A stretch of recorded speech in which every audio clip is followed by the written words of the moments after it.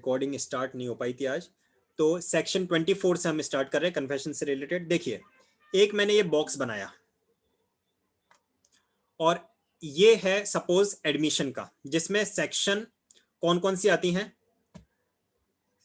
ये box cover करता है सेक्शन 17 से लेकर 31 तक के।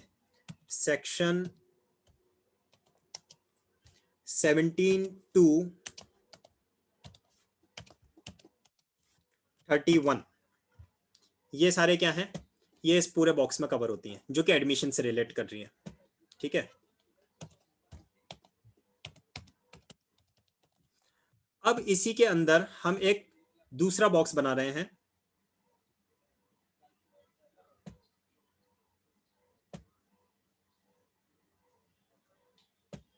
और ये जो बॉक्स है ये छोटा सा, ये है सेक्शन 24 से सेक्शन 30।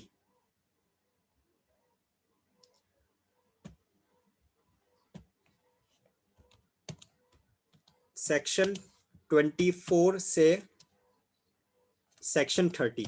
तो आप बताइए कि सेक्शन 24 से लेकर सेक्शन 30 जो है वो 17 टू 31 का पार्ट है कि नहीं है। ऑब्वियसली 24 टू 30 तो 17 से 31 में आते हैं, और 17 से 31 को पूरे को एडमिशन में ले लिया है।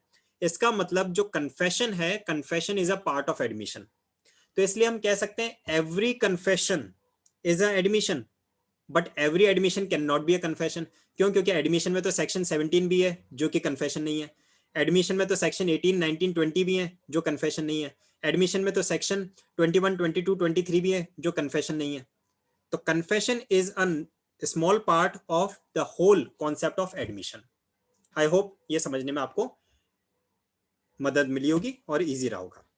तो सेक्शन 23 तक हम ऑलरेडी कवर कर चुके हैं, इसके वीडियोस ऑलरेडी चैनल पे अवेलेबल हैं, आप उसे देख सकते हैं। सेक्शन 24 से हम स्टार्ट कर रहे हैं। 24 से लेकर 30 तक के जो प्रोविजंस हैं वो कन्फेशन से रिलेट करते हैं। एक मेजर डिफरेंस ये है, नॉर्मली जो सिविल केसेस होते हैं उसमें अगर कोई स्टेटमेंट अपने अगेंस्ट में कोई पर्सन देता है, आई रिपीट, कोई भी ऐसा स्टेटमेंट जो कि पार्टी टू द सूट अपने ही अगेंस्ट में देती है सिविल केसेस में, उसे एडमिशन कहा जाता है। और अगर कोई क्रिमिनल केस में कोई पार्टी टू द सूट अपने ही अगेंस्ट में कोई स्टेटमेंट देती है तो उसे कन्फेशन कहा जाता है।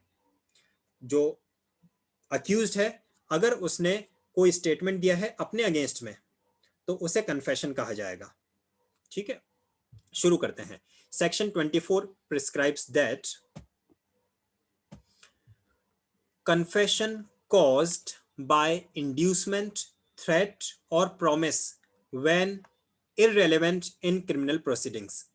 ये बता रहा है कि कौन से ऐसे कन्फेशन होंगे जिसे एडमिसेबल नहीं माना जाएगा, जिसे इररेलेवेंट माना जाएगा।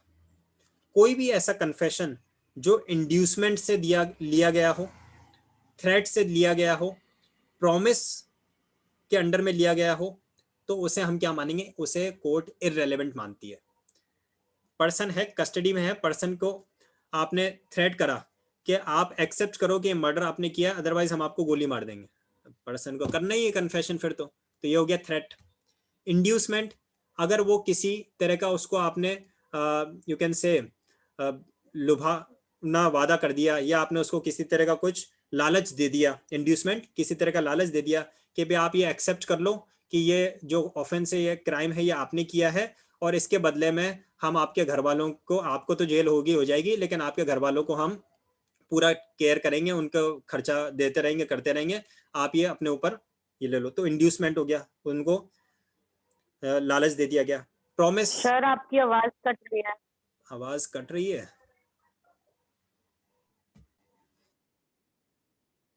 तो एक पर्सन था जो अरेस्ट किया गया उसे, और उसको बोल रहे हैं कि भाई आपको हम वादा करते हैं कि आप ये कन्फेशन कर लो, आपको सजा नहीं होगी।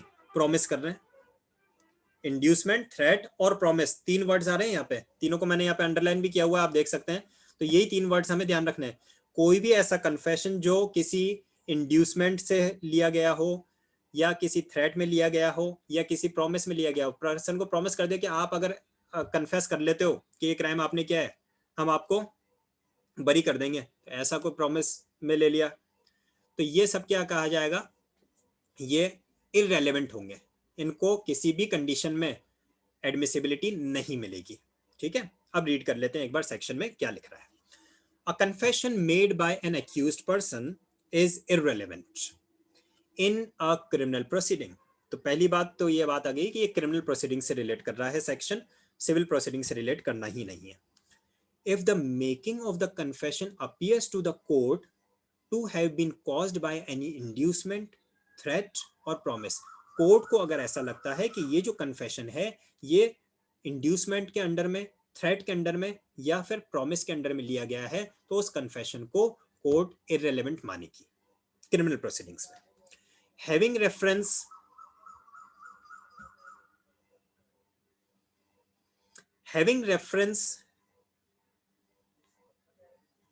To the charge against the accused person, उस पर्सन के अगेंस्ट में जो भी चार्जेस लगे हुए उनके रेफरेंस में। Proceeding from a person in authority and sufficient in the opinion of the court to give the accused person grounds which would appear to him reasonable for supposing that by making it he would gain any advantage or avoid any evil of a temporal nature in reference to the proceedings against him। तो यहाँ पे explain किया है कि पहली बात तो कि इंड्यूसमेंट कहाँ कहाँ पे हो सकता है। यहाँ पे थोड़ा सा ब्लर फॉर्म में लिखा हुआ है, आप अगर पढ़ पा रहे हैं तो ठीक है, नहीं तो मैं इसको वापस से लिखता हूँ कि एक तो कोई जज होता है, ठीक है। इंड्यूसमेंट किस किस का हो सकता है, अगर कोई जज है या फिर कोर्ट का क्लर्क है,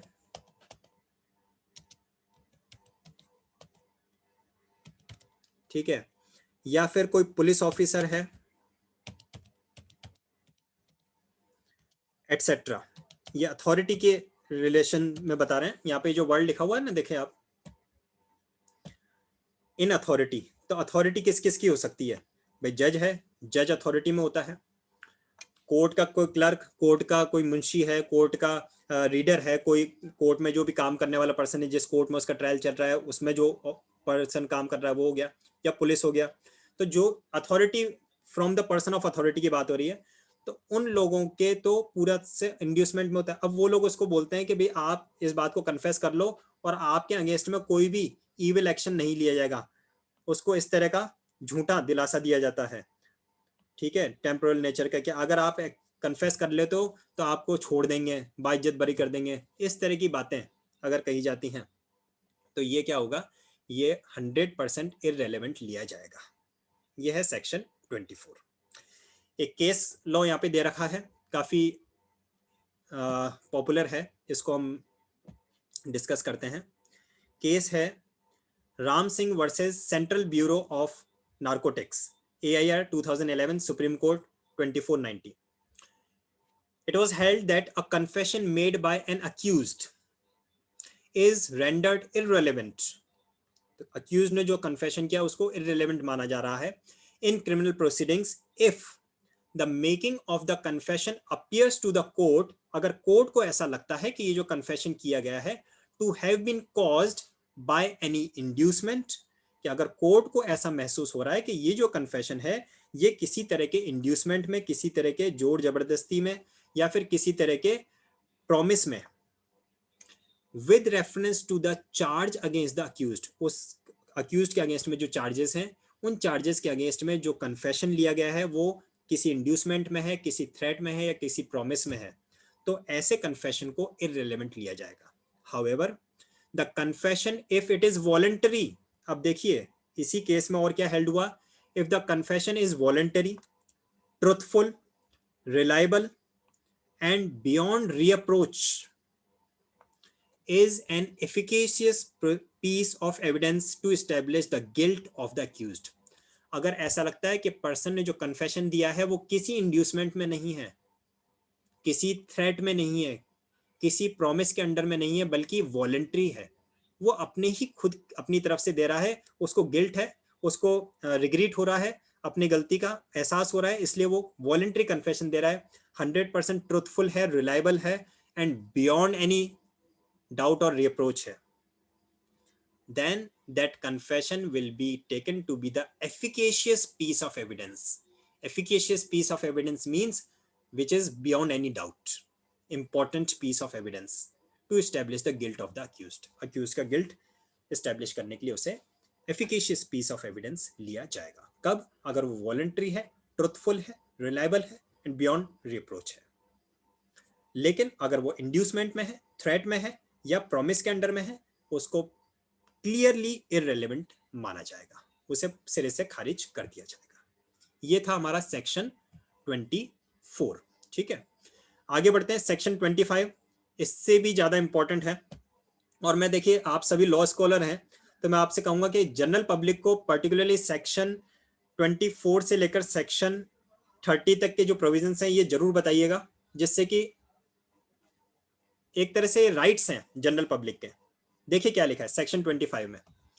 confession to the police officer not to be proved.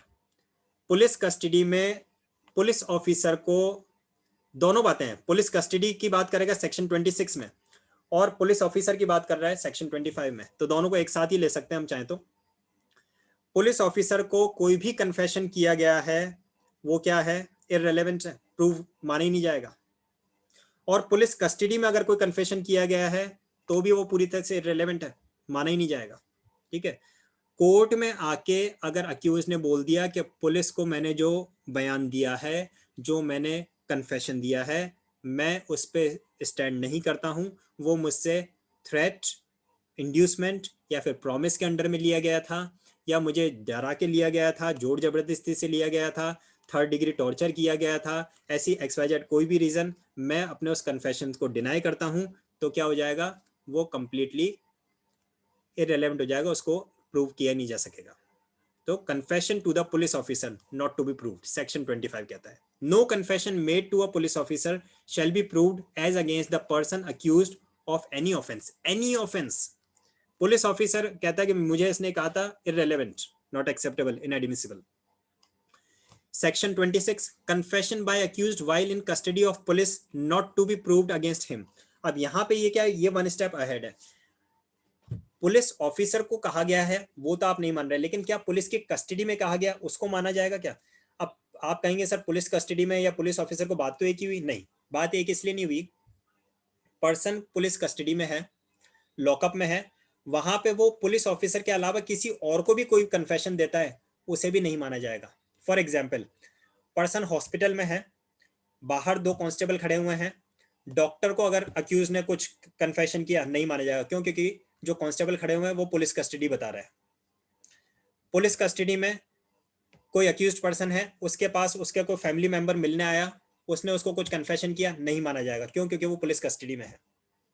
तो ये कहता है सेक्शन 26, जो कि वन स्टेप एक्सटेंडेड आ गया सेक्शन 25 से. Confession by accused while in custody of the police. Custody of the police में जब तक वो है तो उसका कोई भी कन्फेशन वो नहीं है. कोर्ट के सामने, जज के सामने, ओपन कोर्ट में अगर कुछ कन्फेशन किया जाता है तब उसको एडमिसिबिलिटी मिलती है. तो देखिए क्या लिखा है सेक्शन 26 में. No confession made by any person while, ये स्पेलिंग थोड़ा गलत लिखा है, while he is in the custody of a police officer unless it is made in the immediate presence of the magistrate. ठीक है, कस्टडी ऑफ पुलिस ऑफिसर था, लेकिन अगर वहां पे मैजिस्ट्रेट भी प्रेजेंट है तो फिर वो इसका एक्सेप्शन आ जाता है. Otherwise shall be proved as against such person, shall not be proved आना चाहिए. एक्चुअली यहाँ पे नो लिख दिया था ना, इसलिए आगे नहीं लिखा है. तो ये एक एक्सेप्शन है, यहाँ पे एक्सेप्शन को मैं अलग अंडरलाइन कर देता हूँ. एक्सेप्शन क्या है कि अगर पुलिस कस्टडी में मैजिस्ट्रेट के सामने कोई कन्फेशन लिया गया है, कोई स्टेटमेंट लिया गया है, वो तो प्रूव हो जाएगा, लेकिन उसके अलावा पुलिस कस्टडी में किसी भी पर्सन को दिया गया कन्फेशन कंप्लीटली इररेलेवेंट है, नॉट टू बी प्रूव्ड है. ये है अपना सेक्शन 26. ठीक है, तो सेक्शन 24 जिसमें 3 वर्ड्स आपको याद रखने हैं, inducement, threat and promise. Section 25 confession to the police irrelevant. section 26 confession in the police custody irrelevant. ये हमने 3 सेक्शन आज डिस्कस किए. किसी तरह का कोई कंफ्यूजन, कोई डाउट है तो आप अभी पूछ सकते हैं. इसी वीडियो को मैं कल सुबह तक अपलोड कर दूंगा चैनल पे, आप रिवीजन के लिए दोबारा भी देख सकते हैं। कल की क्लास में हम सेक्शन 27 से कंटिन्यू रखेंगे।